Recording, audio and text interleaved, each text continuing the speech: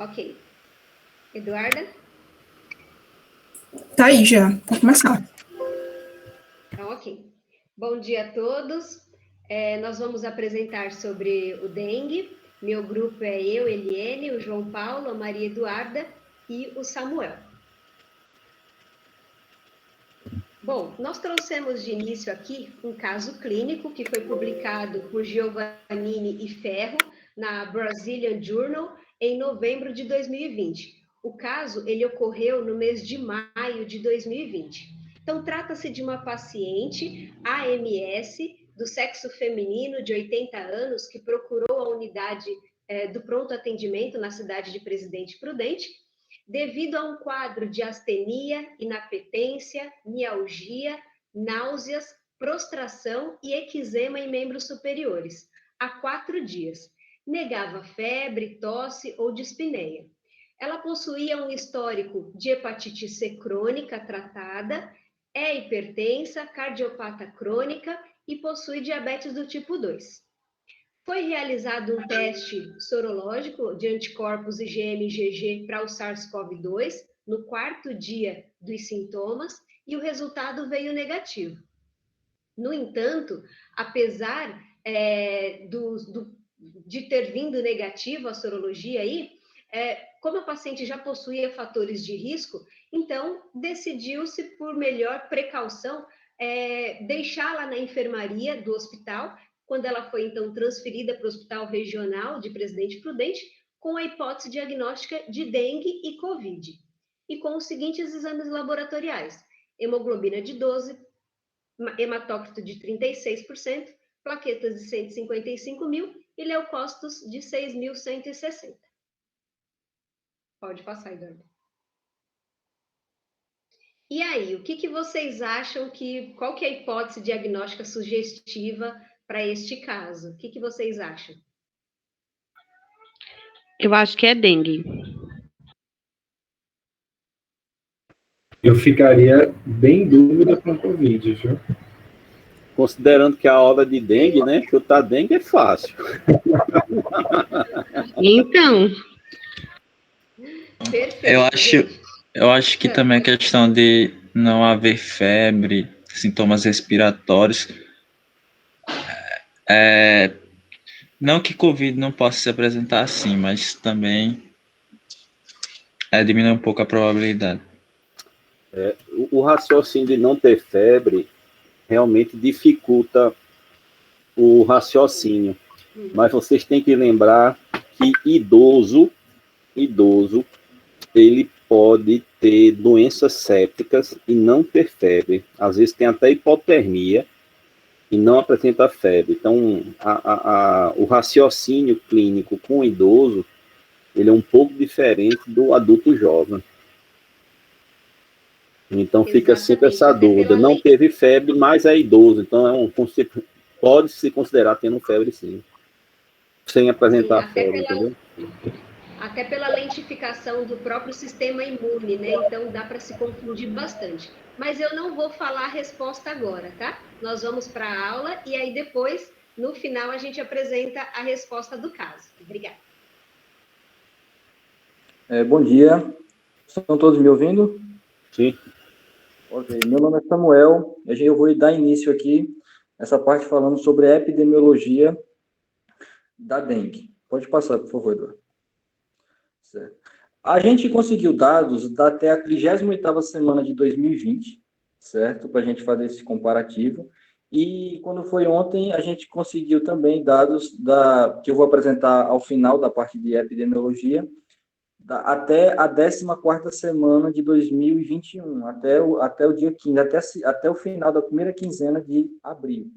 Eu quis trazer esse gráfico de comparativo, o grupo optou por isso, entre 2019 e 2020, justamente para que a gente tenha uma noção, porque 2019 até então foi considerado um ano normal, aqui um ano típico em caso de notificações.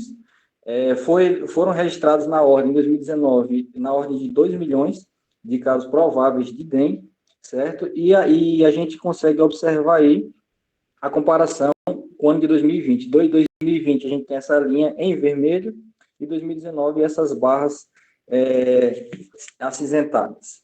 Então, a gente pode concluir que até a 38ª semana foram notificados, isso aí eu falo de 2020, 931.903 casos prováveis de dengue, e a taxa de incidência é algo em torno de 443,5 casos por 100 mil habitantes. É uma taxa considerada alta em relação a outros países no mesmo padrão de desenvolvimento do Brasil.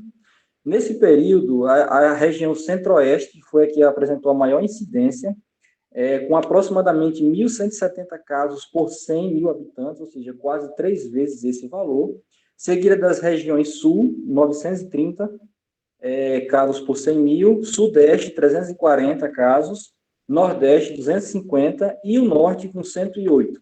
A literatura, esse artigo que a gente pegou, a fonte é do Sinan, ele fala que a região norte provavelmente é muito subnotificado, certo? Apesar de ter dados e tal, mas provavelmente esse aí é subnotificado devido à questão do acesso.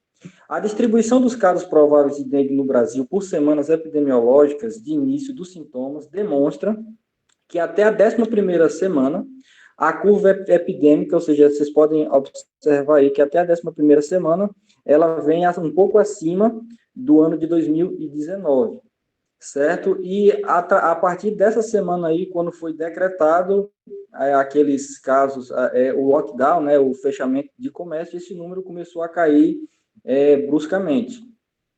Esta redução pode ser atribuída à mobilização de equipes de vigilância que estão realizando diante do enfrentamento da emergência da pandemia do Covid-19, ou subnotificação, atrasos e etc. Pode passar, Eduardo, por favor. Outro fator importante que a gente pode estar associando ao contexto da pandemia é o receio que a população tem de procurar o atendimento em unidade de saúde.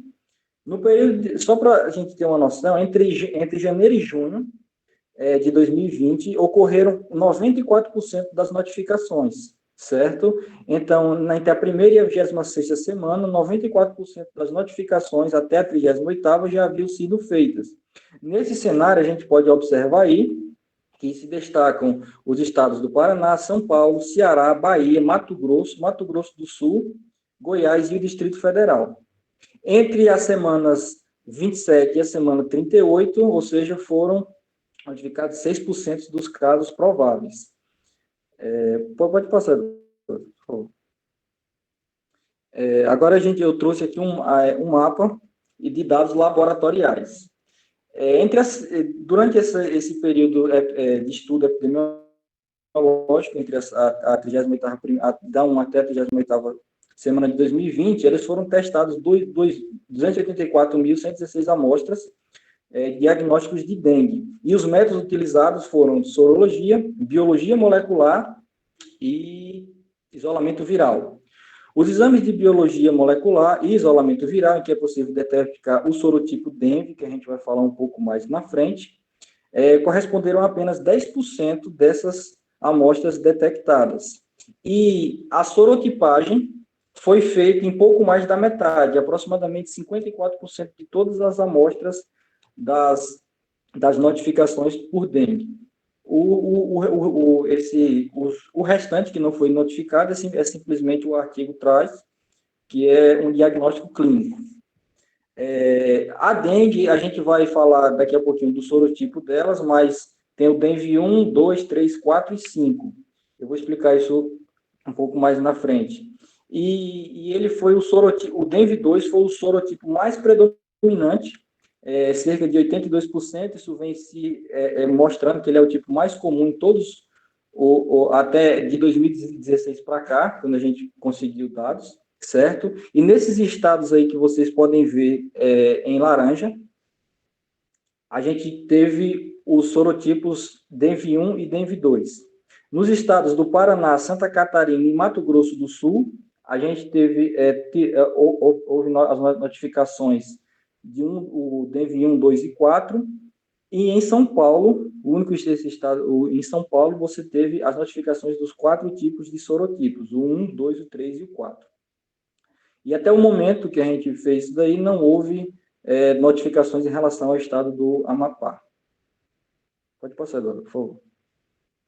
Aqui a gente optou também por trazer o mesmo gráfico, só que agora comparando os anos de 2020 com 2021, e a gente nota uma notificação menor, ou seja, de 2019 para 2020 houve uma queda brusca, e 2020 para 2021 houve uma queda mais brusca ainda até o fechamento da primeira quinzena de janeiro. Salvo engano, 14ª semana, certo? Esses fatores estão relacionados à pandemia da Covid-19. Pode passar, Eduardo, por favor. Agente etiológico. Pode passar.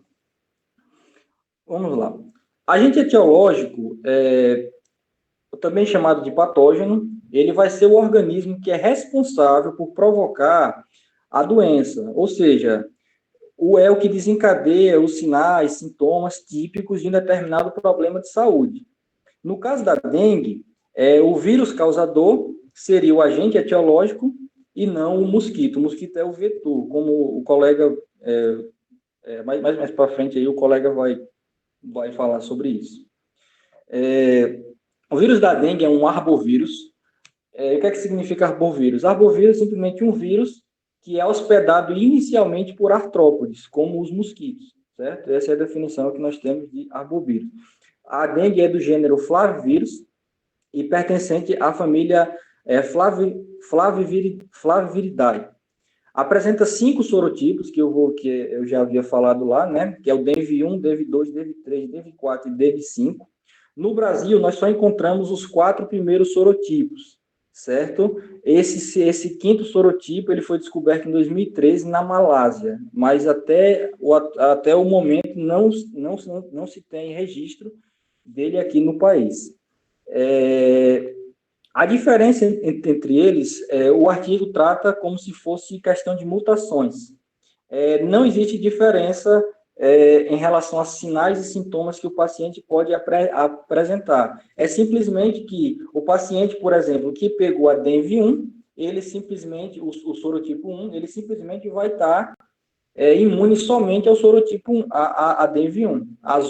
O 2, o 3, o 4 e o 5 não haverá imunidade por parte desse paciente. Vale ressaltar também que o tipo 1 é o tipo mais virulento, é o tipo mais explosivo dos 4, ou seja, causa grandes epidemias. Não, desculpa, o mais virulento é o DENV3, seguido pelo 2, depois pelo 4 e depois pelo 1. O tipo 1 é o mais explosivo dos 4, ou seja, é aquele que causa grandes epidemias em curto prazo e ele alcança milhares de pessoas rapidamente. Até, inclusive, ele fala que a última pandemia que a gente teve, a última epidemia de dengue que houve, foi causado pelo DENV1. As epidemias geralmente ocorrem no verão, durante ou imediatamente após os períodos chuvosos. Tanto é que até os gráficos em que a gente pode observar, a gente tem ali até a 20ª semana um crescimento, que é justamente até o fim da estação da primavera, e a partir disso daí você tem um decaimento, as estações chuvosas passaram. Pode passar, Eduardo, por favor. Eu queria fazer uma observaçãozinha aqui, viu? Ok, professor. Quando a pessoa está escrevendo um trabalho científico, ele tem uma tendência a superestimar os seus achados, né? Você quer dizer que aquilo que você está escrevendo, o que você achou na metodologia é o mais importante. Então, houve muita publicação no Brasil dizendo que o tipo 3 era o mais, que causava mais mortes, que causava mais dengue hemorrágica. Em Cuba, se eu não me engano, foi o genotipo 2. No Vietnã, Tailândia, foi o genotipo 1. Então, de onde você lê, cada um diz que o genotipo tal é maior. E, na realidade, o genotipo pior sempre é o seguinte: Daqui a pouco vocês vão entrar na fisiopatologia da febre hemorrágica do dengue, e você vai ver que a segunda dengue, a terceira dengue, ela aumenta porque há uma facilidade do vírus entrar dentro das células utilizando anticorpos que eram do genotipo anterior. Resumindo o que eu quero falar, João não tinha tido contato com dengue nenhum. Teve dengue tipo 1, a chance dele ir para dengue hemorrágica e para morte é 0,2. Na próxima dengue, seja 2, 3, 4, 5, a chance dele sobe para 2. Não quer dizer que o dos que vieram depois é maior. É porque o subsequente sempre é mais grave. Tá? Então, fica esse raciocínio aí. Onde vocês leram, vocês estão reportando que o 1 é mais epidêmico, que o 1 foi mais grave, o 3 foi mais gravidade, mas tem esse viés. Quem escreve quer determinar que o dele é maior. Mas não vê que não é porque a sequência é 1, 2, 3, 4, 5, esse 5 foi recente descoberto, acho que não tem nem 5 anos, foi descoberto 5 lá na Ásia. Eu acho que aqui no Brasil nem tem ainda esses 5.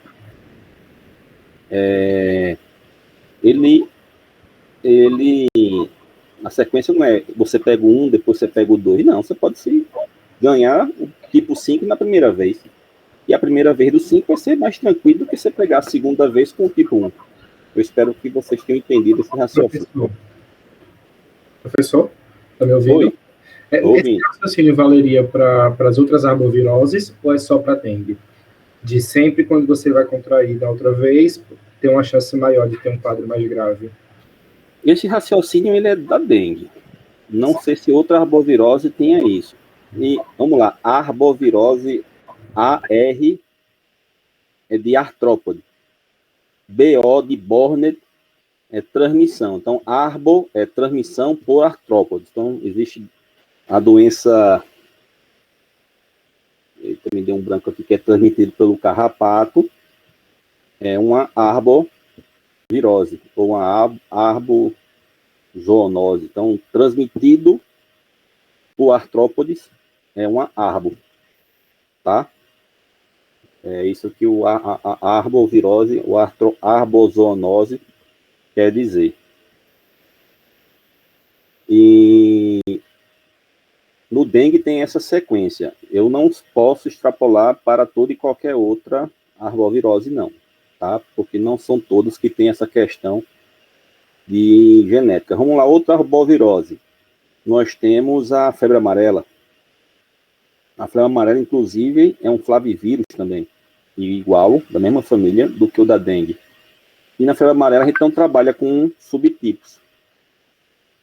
Então, não é válido para toda. Tá claro, pessoal? Pode continuar. Ok.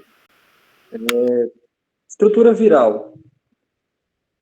O vírus da dengue, ele vai ser composto por um filamento único de ácido ribonucleico, né, o RNA, e que é revestido, ou seja, ele é um vírus envelopado por uma capa de proteína, um capsídeo, e essa de formato icosaédrico.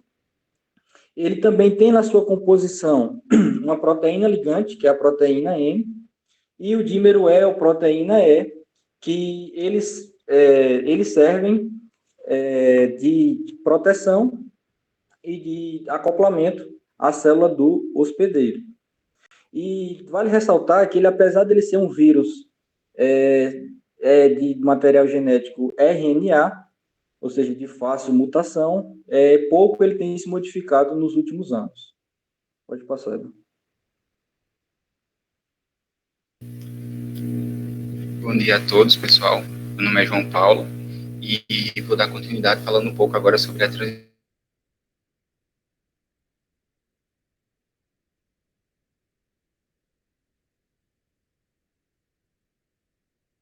essa arbovirose tem uma sazonalidade aí coincidente com os períodos quentes e chuvosos, né, que vão influenciar no aumento da reprodução do vetor e também, consequentemente, da transmissão, certo?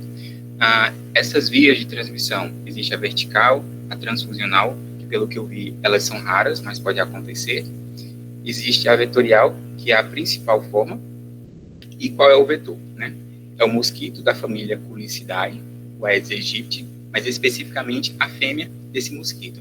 Pode passar, por favor, Eduardo.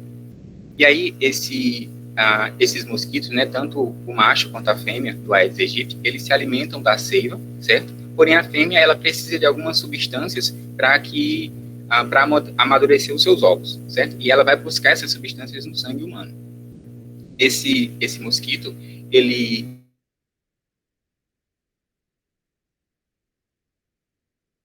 horários mais frios, no início da manhã e também no final da tarde. Ele é um inseto urbano, ali na região domiciliar, peridomiciliar, certo?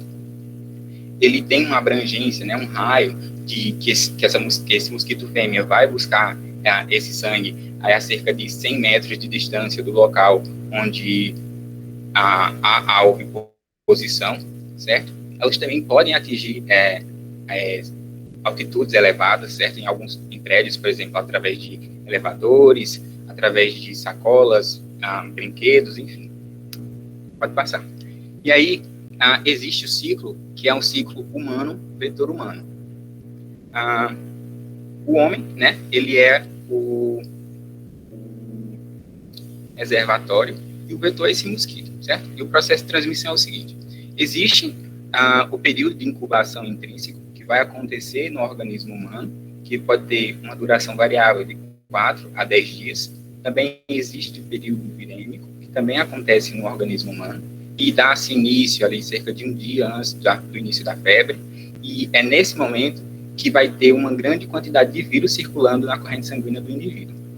Existe também o período de incubação extrínseco, que acontece no organismo do vetor. E esse período se inicia a partir do momento que a fêmea do mosquito, ele pica o humano infectado ali no seu período virêmico e vai até o momento que esse vírus vai chegar nas glândulas salivares desse artrópode. Esse período ele pode durar de 8 a 14 dias, e após esse período, esse mosquito ele está apto a infectar o humano até o fim de sua vida, que ali pode durar entre 6 e 8 semanas, certo? Então, a gente vê que precisa de alguns componentes, né? Precisa do vírus, certo? Alguns dos 4 sorotipos aqui que existem no Brasil, no caso. Precisa de um vetor, né? Um mosquito que vai transmitir esse vírus. E precisa de um indivíduo suscetível, né? Alguém que nunca teve contato com esse sorotipo que o vírus, que o mosquito está transmitindo. A gente precisa entender também que existe, que é necessário para essa transmissão que o mosquito esteja infectado e infectivo. A gente vai ver aqui nessa imagem, por exemplo, o mosquito 1, né, que ele já estava infectado, infectivo, já consegue transmitir esse vírus, ele infectou o indivíduo 1, né, esse indivíduo entra no período de incubação intrínseco, entra no período de viremia, e então o mosquito 2 pica esse indivíduo, e a partir desse momento o mosquito está infectado. Inicia-se o período de incubação extrínseco no mosquito, onde esse sangue ele vai para o sistema digestivo desse inseto, o vírus lá vai se multiplicar, vai se disseminar para os diversos tecidos e vai chegar às glândulas salivares. A partir desse momento, o mosquito torna-se infectivo, né? Ele tornou-se infectado lá quando ele sugou o sangue, torna-se infectivo após o final do período de incubação extrínseco. E aí, então, ele vai picar outros indivíduos. Se esse indivíduo estiver suscetível, né, ao vírus que ele está transmitindo, ele também vai iniciar o seu período de incubação intrínseco. E aí a gente consegue entender que nem todo mosquito Aedes aegypti ele vai conseguir transmitir a doença. Por quê? Nem todo mosquito vai picar alguém que está doente, e esse mosquito também pode não chegar a concluir esse período de incubação extrínseca, certo? Eu esqueci de falar um pouco lá atrás, mas também existe o Aedes albopictus, certo? Que ele é vetor lá na Ásia, está presente aqui no Brasil, porém, ele ainda não foi comprovado a sua transmissão aqui no Brasil, ok? Pode passar, Eduardo.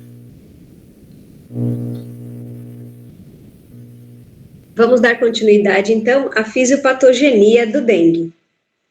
Bom, após ser inoculado, né, através... Helena, só um pouquinho, deixa eu só fazer uma revisãozinha do que falou. O albopictus, ele tem bem menos aqui no Brasil, mas tem, e ele transmite sim, tá? mas não é de importância epidemiológica no Brasil. O raciocínio é que a fêmea, ela voe no máximo 4 metros, mas pode pegar elevador, sacolas, escadas, ela vai subindo devagarzinho e você tem ele em qualquer lugar, até dentro de avião, se encontra a Aedes aegypti, tá?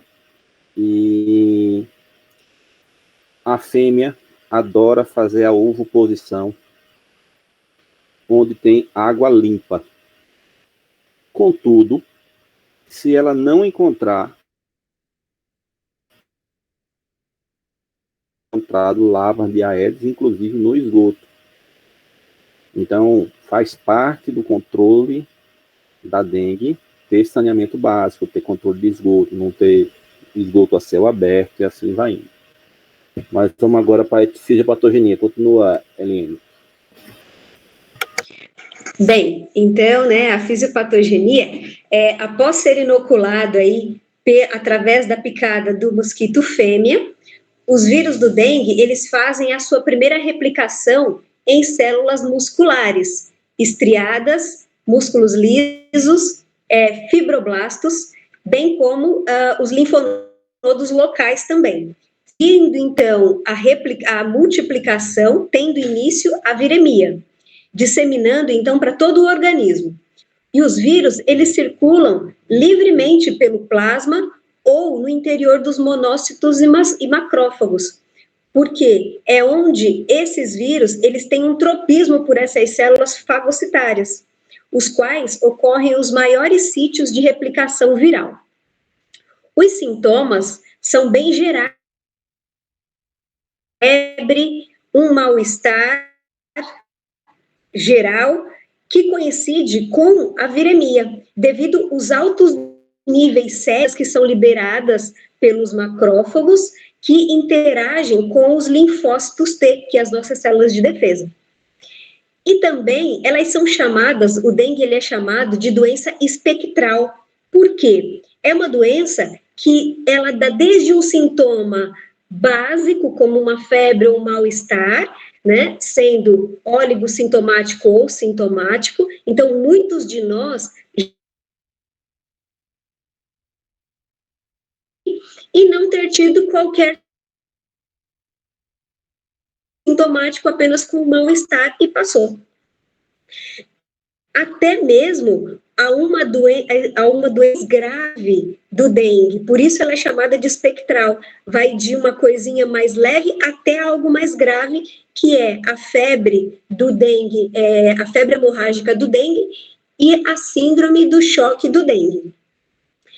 As mialgias, elas são consequências da parte de multiplicação viral no tecido muscular, que são acometidos pelo dengue. Inclusive, os músculos oculomotores, que são responsáveis por aquela típica dor, aquela cefaleia retroorbitária do dengue. E a febre do dengue, as formas indiferenciadas, elas são bem autolimitadas. E o seu desaparecimento, ela coincide com a vigorosa resposta imunológica que nós temos contra esses vírus. Os anticorpos, principalmente os que se ligam aos epítopos da proteína E, que são localizados na espícula do envelope, é que vão fazer a lise desse envelope ou bloqueio dos receptores, com consequência neutralização dos vírus. E os epítopos da proteína E, eles definem a produção de anticorpos específicos para cada tipo viral e também para o gênero da dengue, que pode ser detectado pelos testes sorológicos. Nós temos ainda a resposta humoral, que é produzida pelos plasmócitos e resultante, né, da ativação dos linfócitos B, que costuma ser bastante vigorosa. Os anticorpos, o IgM específico, eles são detectáveis a partir do 4º dia do início dos sintomas, atingindo um nível mais elevado por volta do 7º dia, e o 8º dia ele vai decaindo lentamente, passando, então, a não ser mais detectável após alguns meses. Já As IgG específicas, elas são observadas em níveis mais baixos, a partir do 4º dia após os sintomas, e elas se elevam gradualmente, principalmente a partir da 2ª semana.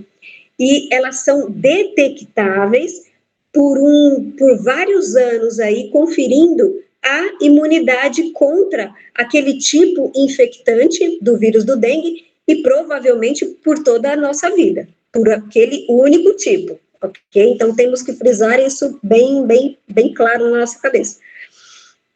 E a outra resposta é a resposta imunicelular citotóxica, que é pelos linfócitos T, que elas ocorrem sob o estímulo das proteínas NS1, NS3 e as proteínas Z dos vírus do dengue. Eles conferem, então, um fator estimulador de colônias dos macrófagos e granulócitos, e os linfócitos citotóxicos, eles agridem diretamente as células infectadas do dengue, que expressam os receptores HLA do tipo 1, fazendo a lise deles. Então, dessa forma, as células T, elas participam ativamente da nossa resposta imunológica, reduzindo o número de células infectadas com os vírus e conferindo, então, a nossa proteção contra a reinfecção daquele mesmo sorotipo, tá? A segunda resposta aí, que é a resposta imune do vírus, contra o vírus, né, que é a resposta paradoxal. Ela vai prejudicar o hospedeiro infectado. Ela é responsável pela imunopatologia do dengue, cursando com a febre hemorrágica do dengue e também com a síndrome do choque do dengue. Essa resposta, ela pode ser observada em 2 grupos. O grupo acima de 1 ano de idade, que já foi infectado pela 2ª vez por um vírus, por um outro sorotipo, que corresponde a cerca de 90% dos casos, ou ainda as crianças menores de 1 ano de idade, que são infectadas pela 1ª vez. Ou, se não, filhos de mães possuidoras de anticorpos para dengue. Então, tem que ficar bastante atento a essas informações no momento da anamnese. E lembrar que a síndrome do choque da dengue, ela acontece após um dia de febre que passou, porque o choque, propriamente dito, que é a causa aí da dengue, ela é decorrente de uma cascata de interleucinas que ocorrem no nosso organismo frente à resposta daquele vírus, né? E não propriamente a ação do vírus diretamente. Então, é o nosso organismo que dá essa resposta a uma exacerbação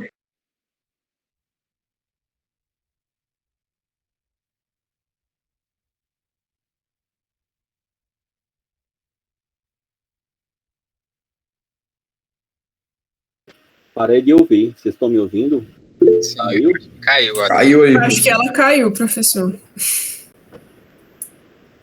Deixa eu ver aqui com ela se ela consegue voltar agora, para a gente não perder a linha de raciocínio. Só um instante.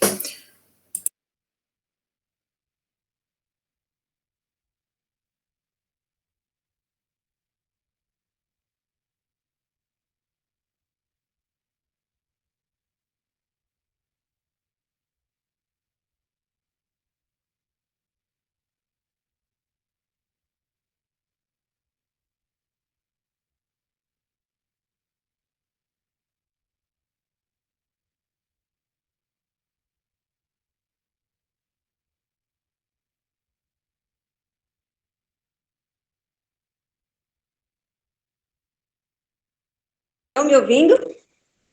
Estão me ouvindo? Sim, agora sim. Ai, desculpa, caiu aqui a internet. Eu estava falando aí da resposta paradoxal, né? Que é uma resposta que ela vai prejudicar o hospedeiro, né? E mete aí principalmente os 2 grupos maiores de 1 ano de idade, com o contato secundário a outro sorotipo, né? Que corresponde a 90% dos casos, ou crianças menores de 1 ano infectadas pela 1ª vez e filhos de possuidoras dos anticorpos para dengue. E a síndrome do choque da dengue, ela acontece após um dia de febre que passou, né? Porque o choque, propriamente dito, ele é decorrente de uma cascata de interleucina. e não da ação direta do vírus. Então, é a nossa resposta do organismo exacerbada que vai nos levar ao choque, tá? E aí, eu vou falar mais para frente das ocorrências, né, da febre hemorrágica do dengue. Pode passar, Eduardo. Aqui, nós temos, então, a fisiopatogenia, são duas teorias que são mais clássicas aí para o dengue, né, para justificar tanto a febre hemorrágica do dengue quanto a síndrome do choque hemorrágico do dengue, que é a teoria de Halsted, que fala da reinfecção, né, então o indivíduo ele já foi infectado uma vez, por exemplo, pelo dengue do tipo 1, e agora ele foi reinfectado pelo dengue do tipo 4, ou o dengue do tipo 3, e também a resposta imune, né, a exacerbação dessa resposta que vai nos levar a uma cascata de interleucina,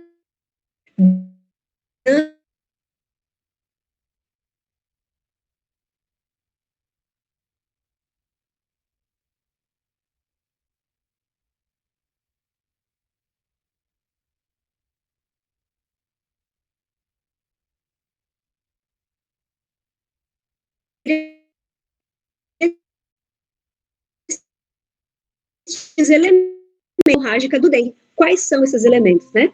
Então, vamos lá. São os fatores ambientais, então, aqueles locais com sujidade, com acúmulo de materiais que acumulam a água, seja água limpa ou água suja, caixas de água aberta, a densidade viral do vetor e a densidade populacional daquela região, né, daquele local. Então, tudo isso vai influenciar nos fatores ambientais, bem como os fatores do hospedeiro.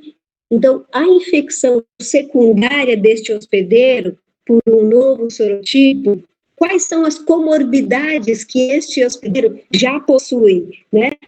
E ainda fala-se também da questão da genética deste indivíduo com a gravidade para se ter aí a febre hemorrágica do dengue. Bem como os fatores virais. Eu preciso ter também os fatores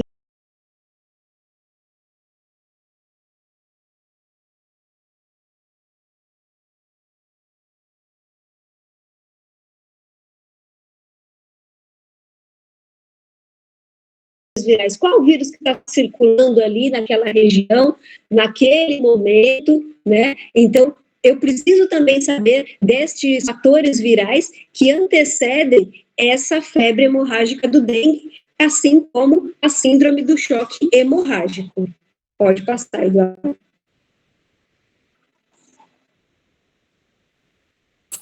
Bem, bom dia. Meu nome é Maria Eduarda e todo mundo consegue me ouvir bem? Pronto.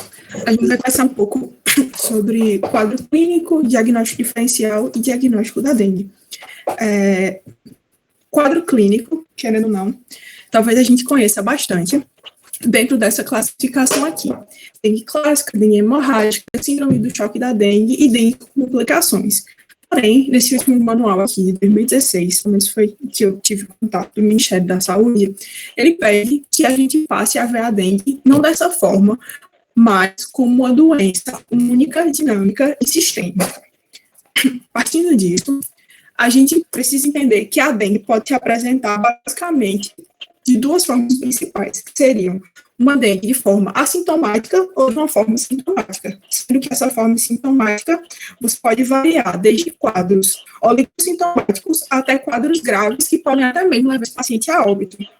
E ela pode ter 3 fases clínicas. Quais são essas fases clínicas? A fase febril, a fase crítica e a fase de recuperação.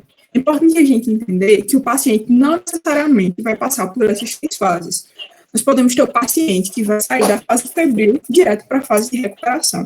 Também temos o paciente que vai sair da fase febril para a fase crítica e daí sim chegar na fase de recuperação. E também, infelizmente, vamos ter os pacientes que vão chegar na fase crítica e devido a complicações vão ser levados a óbito.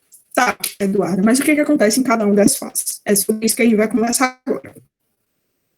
Na fase febril, como o nome da própria fase já indica, o que a gente vai encontrar como a primeira e principal manifestação vai ser uma febre, que vai ser uma febre alta, que pode ter uma duração de 2 a 7 dias, alta 39 a 40 graus Celsius, segundo o manual, e que vai ter um início abrupto e que pode ser associado a outros sintomas, como adinamia, cefaleia, dor retroorbitária, mialgia e artralgia, sendo que essa dor, essa mialgia e artralgia, algumas pessoas descrevem como febre do quebra-ossos, breakbone fever.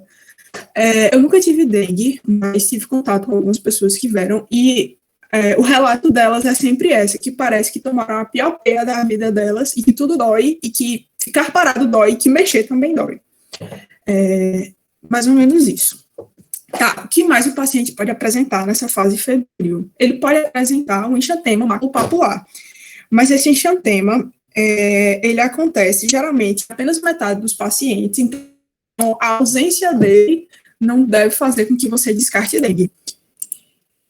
E aqui tem uma imagem, né, para elucidar, e além disso, o paciente também pode apresentar anorexia, náuseas e vômitos. E um sintoma que o paciente também pode apresentar, né, um sinal, sintoma, seria a diarreia. Tá, mas como é que eu vou diferenciar um paciente que chegou para mim com febre e diarreia de uma doença gastrointestinal? Habitualmente, essa diarreia que o paciente com dengue tem, ela é uma diarreia que não é, você vai com 3 ou 4 episódios de evacuações por dia, e aí a gente já pode fazer um diagnóstico diferencial, né, com gastroenterite, ajudando assim, né, tipo, a perceber que, pode sim ser uma gastroenterite, mas pode não ser, pode ser dengue. E é importante que a gente observe essas coisas e se atenha a isso. Tá, o paciente saiu dessa fase febril e evoluiu para a fase crítica. Por que o paciente foi para essa fase crítica? Devido à ocorrência do extravasamento plasmático, certo? Mas como é que eu vou perceber que houve esse extravasamento plasmático? Através dos sinais de alarme. E quais são esses sinais de alarme? Nós temos dor abdominal intensa, tanto referida quanto à palpação, e essa dor é contínua. Nós vamos ter vômitos persistentes, nós vamos ter acúmulo de líquido, que vão se manifestar por ascite, derrame pleural e derrame pericárdico. Nós vamos ter hipopotensão postural e ou lipotímia, vamos ter hepatomegalia maior do que 2 centímetros abaixo do rebordo costal, vamos ter sangramento de mucosa, vamos ter letargia e irritabilidade, e vamos ter aumento progressivo do hematócrito. Tá, Eduarda, e por que são tão importantes esses sinais? Primeiro, porque esses sinais vão indicar esse extravasamento, e também porque se o paciente chegou até você no início daquela fase febril e ele não tinha nenhum desses sinais, e você recomendou medidas para ele e liberou o paciente, ele foi para casa. É importante que ele vá para casa sabendo que na ocorrência desses sinais, ele deve voltar a procurar o serviço de saúde, porque a presença desses sinais de alarme indicam que esse paciente pode ter uma piora, né? E aí, o que é que esse sinal de alarme pode desencadear? O paciente pode chegar no choque, que já foi explicado por Eliane como é que acontece. Pode ter hemorragias graves, que também já foi explicado por Eliane como é que pode acontecer. Além disso, esse paciente pode evoluir com disfunções graves de órgãos. Quais seriam essas disfunções? O paciente pode ter hepatites, pode ter encefalites, pode ter miocardiopatias, né, miocardites, e eles podem ter também manifestações neurológicas e podem ter, em alguns casos, pouquíssimos casos, insuficiência renal aguda. Nesses casos que o paciente tem insuficiência renal aguda, eles são raros e a presença deles vão fazer com que o paciente curse com pior prognóstico. Certo? O paciente, infelizmente, evoluiu para crítica, mas a gente estava lá, fez um manejo adequado que vai ser abordado mais à frente, e aí ele saiu dessa fase crítica e evoluiu para a fase de recuperação. O que aconteceu nessa fase? A primeira coisa gerou a fase crítica. Não foi a vazamento desse líquido, nessa fase de recuperação, esse líquido volta. E aí, o que a gente tem que ter cuidado? Quando na fase crítica a gente estava ali fazendo um bocado de hidratação no paciente, se ele entrou na fase de recuperação e ele vai ter essa reabsorção de líquido, a gente tem que ter cuidado para não fazer com que esse paciente tenha complicações geradas por hiperidratação, porque senão você vai ter um paciente que já saiu de um quadro que estava complicado e que está se recuperando, e você fez com que o paciente entrasse num quadro que pode voltar a ser complicado, né? Você mesmo gerou uma complicação para esse paciente. Tá, além disso, é importante, nessa fase de recuperação, a gente estar atento a algumas coisas que podem acontecer com esse paciente, como as próprias complicações, né, por hiperidratação, além de alguns pacientes podem vir a apresentar um racho cutâneo, mas que não é uma coisa que acontece sempre, sendo que esse racho cutâneo, ele pode ser pruriginoso ou não, e também ficar atento a infecções bacterianas, que já podiam estar existentes nas fases anteriores, mas que foram percebidas, ou que podem estar surgindo nessa fase. No quadro clínico também é importante a gente dar uma atenção especial para crianças e para grávidas. Nas crianças, porque além de ser assintomáticos, às vezes o diagnóstico é difícil porque a criança não sabe exatamente o que está apresentando. Às vezes ela tem um choque consolável, especialmente nessas menores, ou nas maiores, uma dor que ela não sabe explicar bem o que está sentindo. E nesses casos, o diagnóstico epidemiológico pode ajudar. É aquela criança que mora num lugar em que a comunidade inteira já teve dengue, então é provável que talvez o que ela tenha seja dengue. E, além disso, o agravamento nessas crianças, ela pode ser mais súbito do que nos adultos, já que os sinais de alarme talvez não sejam percebidos com tanta facilidade. E na gestante, é importante que a gente esteja atento, porque a presença de dengue pode predispor essa mulher a sangramentos, né?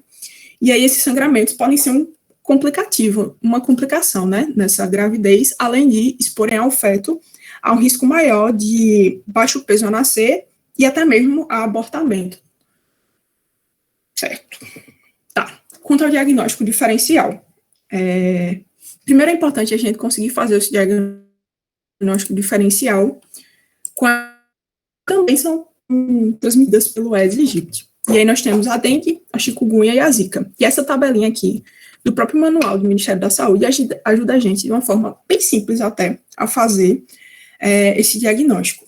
A intensidade da febre, apesar de ser um marco muito importante na dengue, ela vai ser muito mais intensa na chikungunya, como a gente pode ver aqui. O exantema, que pode sim aparecer na dengue, como eu falei, metade dos pacientes, ela também pode acontecer na chikungunya. Só que qual é a diferença aqui?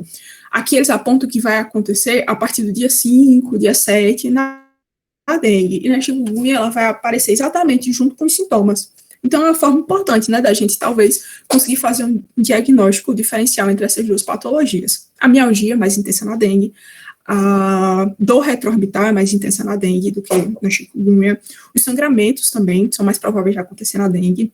O choque, mais provável na dengue também. Plaquetopenia, a leucopenia, já a linfopenia tende mais para chikungunya, e a neutropenia para dengue. E na evolução pós-fase aguda, os pacientes com dengue vão ter fadiga, os pacientes com chikungunya vão ter uma artralgia crônica. Tá. Quanto à dengue e zika, a gente vê que na zika ou a febre é pouco, é ausente, enquanto na dengue ela sim, acontece sim, na maioria dos casos, né? O exantema também vai ser presente na zika, em maior intensidade do que na dengue, e vai iniciar antes do que a gente vê tendo início na dengue. Mialgia mais frequente na dengue, artralgia mais frequente na zika, a dor retroorbital também mais frequente aqui na dengue do que na zika, as conjuntivites vão ser muito mais presentes na zika, e a zika não vai apresentar nem sangramentos, nem choque, nem leucopenia e trombocitopenia. Tá.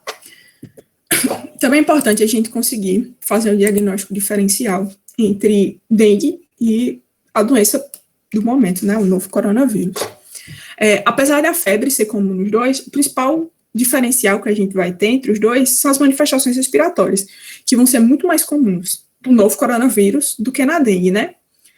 E é basicamente isso. Um ponto importante também é que, apesar de a gente não ter manchas vermelhas geralmente no coronavírus, apesar da gente ter visto que o coronavírus pode sim ter né, manifestações dermatológicas, ele vai ser muito mais comum na dengue.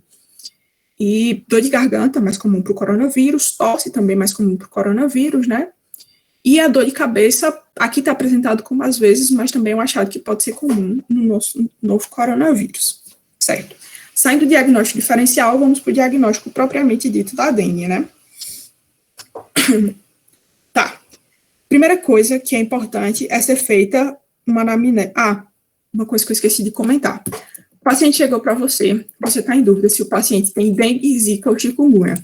O protocolo recomenda que você inicie o manejo clínico, entendendo como se o paciente tivesse dengue, porque o agravo dessa doença e a complicação, que pode levar a complicações e mortes, é muito maior na dengue quando você compara a zika e a chikungunya. Tá, vamos agora para a anamnese. O que você vai procurar nessa anamnese? Você vai procurar febre, já que é um marco tão importante, né, nessa doença,